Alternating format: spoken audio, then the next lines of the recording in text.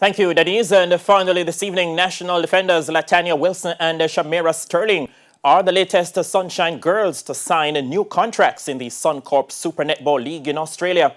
Sterling, who has completed 3 seasons for the Adelaide Thunderbirds, has put pen to paper on a 2-year extension that will take her to the end of the 2023 season.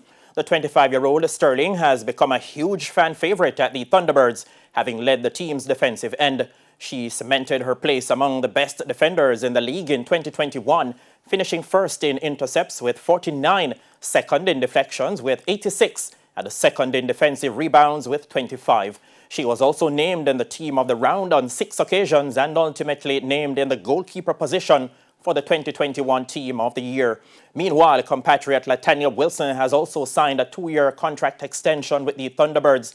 The talented young Jamaican showcased her versatility in the just concluded season, which was her first campaign in the Suncorp Super League, moving across all 3 defensive positions. Now Sterling and Wilson join Janelle Fowler, Jodianne Ward and Shimona Nelson as Sunshine Girls, who have already committed to their respective teams for the next 2 seasons in Australia.